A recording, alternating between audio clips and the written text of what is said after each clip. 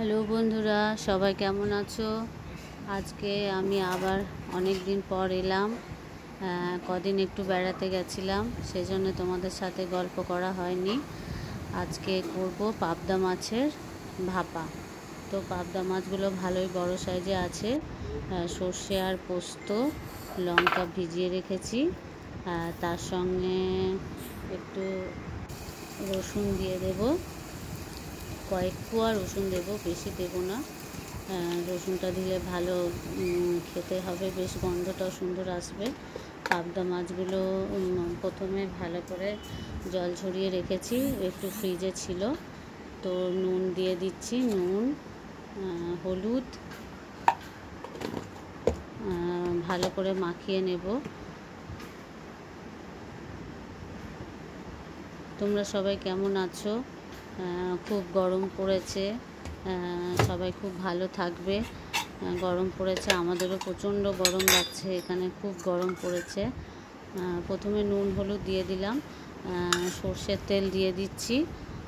সর্ষের তেল দিয়ে প্রথমে মাখিয়ে নেব, পরে আবার তেল দেব আমি। প্রথমে মশলাগুলো মাছের সঙ্গে ভালো করে মাখিয়ে নিই। লঙ্কা বাটা দিয়ে দিলাম। বেশি ঝাল হলে আমার ছেলে মেয়ে খেতে পারে না, ওই জন্য বেশি ঝাল দিতে পারি না আমি। দেখো, গ্রেটারে আমি পেঁয়াজ গ্রেট করে নিয়েছি আর টমেটো গ্রেট করে নিয়েছি, ওগুলোও দিয়ে দিলাম। এবার সর্ষে পোস্ত বেটে নিয়েছি, ওটাও দিয়ে দিলাম। এবার ওই কন্টেনারটা ধুয়ে একটু জল দেব, যাতে একটু গ্রেভি হয়। মানে গ্রেভিটা যাতে যখন দেব তখন যাতে তলায় ননস্টিকের তাওয়াতে লেগে না যায়, সেজন্য একটু ওটা ধুয়ে একটু জল দিয়ে দিলাম। আর এবার একটু লেবু দিয়ে দেব। দেখো, আমার গাছের লেবু, আমি কদিন ছিলাম না, গাছটা একটু শুকিয়ে গেছে, তাই লেবুগুলো তুলে নিয়ে এলাম। 3-4টে মতো লেবু হয়েছে, আর বাকি লেবুগুলো সব ছোট ছোট আছে। গাছটা শুকিয়ে গেছে, জানি না জল দিলে আবার বেঁচে উঠবে নাকি। তো জল আমি দিয়েছি গাছগুলোতে।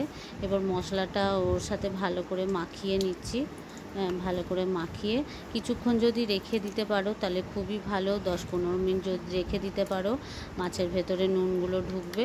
আর লেবুটা দিলাম যাতে ওটা সুন্দরভাবে লেগে না যায়, আর তোমার সুন্দর স্মেল আসবে একটা। একটু সাদা তেল তাওয়াটা গরম করে নিয়েছি ভালো করে, দিয়ে এবার গ্যাসটা কমিয়ে নিয়েছি। তাওয়াটা ভালো করে গরম করে এবার মাছগুলো দিয়ে দেব। বন্ধুরা, আমার যদি ভিডিওগুলো তোমাদের ভালো লেগে থাকে, অবশ্যই লাইক করবে, শেয়ার করবে আর কমেন্ট করবে। কমেন্ট করলে বুঝতে পারবো কোথায় ভুল হয়েছে, কোথায় ঠিক হয়েছে, তাহলে নিজেকে ঠিক করার চেষ্টা করব। আর সাবস্ক্রাইব করে অবশ্যই পাশে থাকবে, তাহলে মোটিভেট হব। এই দেখো, গ্রেভিটা আমি দিয়ে দিলাম। গ্রেভিটা দিয়ে দিলে একটু ভালো করে তলায় ভালো করে গ্রেভিটা জল একটু ধুয়ে দিয়ে দিলে আর লাগবে না, সেই জন্যে গ্রেভিটা একটু জল দিয়ে গ্রেভিটা একটু বেশি করে বাড়িয়ে নিয়েছি, দিয়ে দিলাম। এবার একটু ঢাকা দিয়ে দেবো আর গ্যাসটা একদম কমিয়ে দেব, কোনো নাড়ানাড়ি করার দরকার নেই। লাস্টে গ্যাসটা হয়ে গেলে দেখব, জলটা যখন গ্রেভিটা একদম শুকিয়ে যাবে, গ্যাসটা অফ করে দেব। গ্যাসটা আমি অফ করে দিয়েছি। এবারে চারিদিকে একটু সর্ষের তেল ছড়িয়ে দেব। একটু দেখছি লেগে গেছে কি না।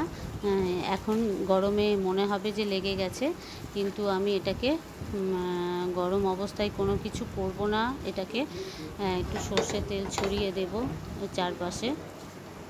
সর্ষের তেল দিলে ভালো স্মেলটা আসবে।